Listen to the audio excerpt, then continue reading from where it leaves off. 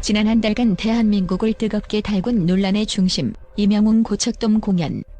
대중의 비난과 언론의 집중 포화 속에서 이명웅이 왜 이렇게 비난의 화살을 맞아야 했는지, 그리고 과연 그는 정말 나쁜 사람인가라는 질문이 계속 이어지고 있습니다.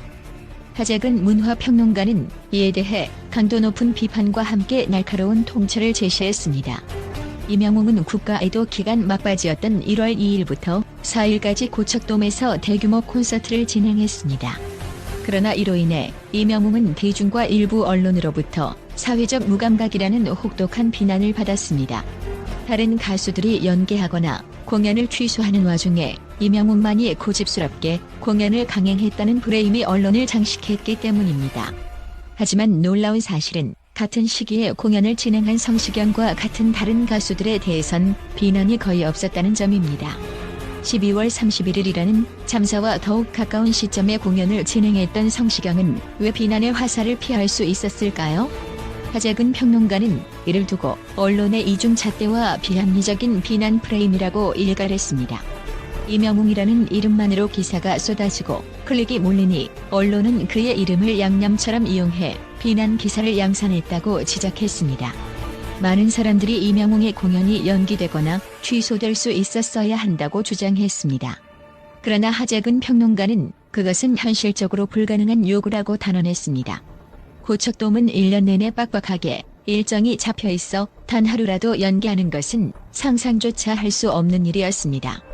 뿐만 아니라 이명웅의 콘서트는 5만여 명의 관객, 수백 명의 스태프, 그리고 수십 개의 하청업체들이 엮여있는 거대한 프로젝트였습니다. 한 번의 공연 연기가 가져올 경제적 손실은 단순히 금전적 피해를 넘어 관련 업계의 줄도산으로 이어질 수도 있는 상황이었습니다.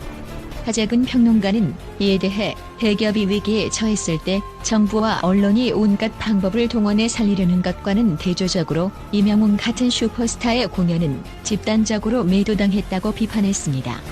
이는 대중문화와 공연 산업에 대한 몰이해와 차별적 태도를 보여주는 사례라고도 지적했습니다.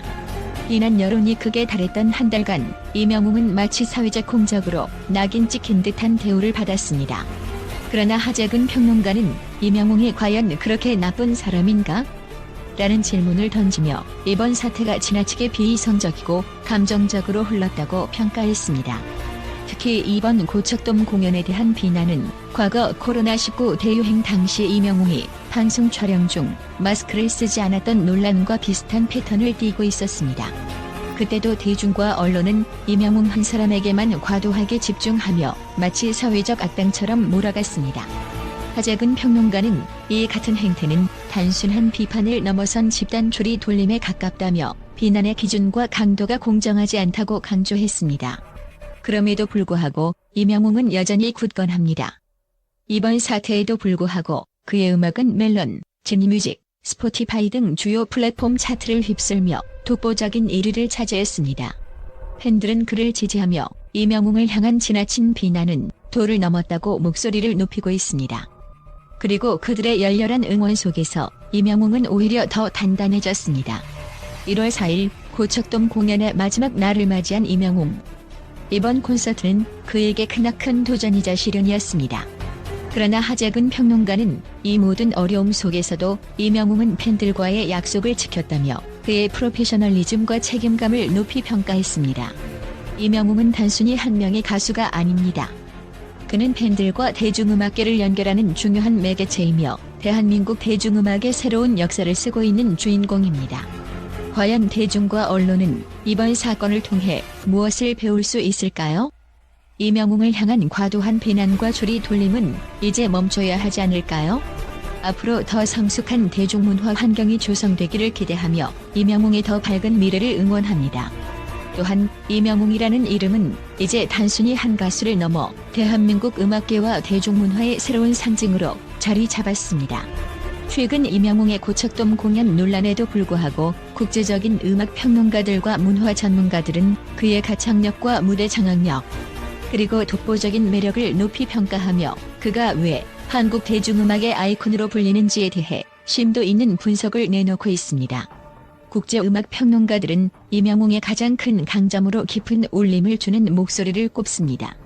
그의 목소리는 단순히 노래를 부르는 것을 넘어 청중의 감정을 자극하고 마음을 어루만지는 특별한 힘을 가지고 있다는 평가를 받고 있습니다.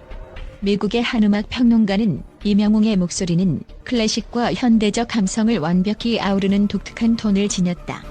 그의 목소리를 듣는 순간 마치 한 편의 영화를 보는 듯한 서사적인 감정을 느낄 수 있다고 극찬했습니다.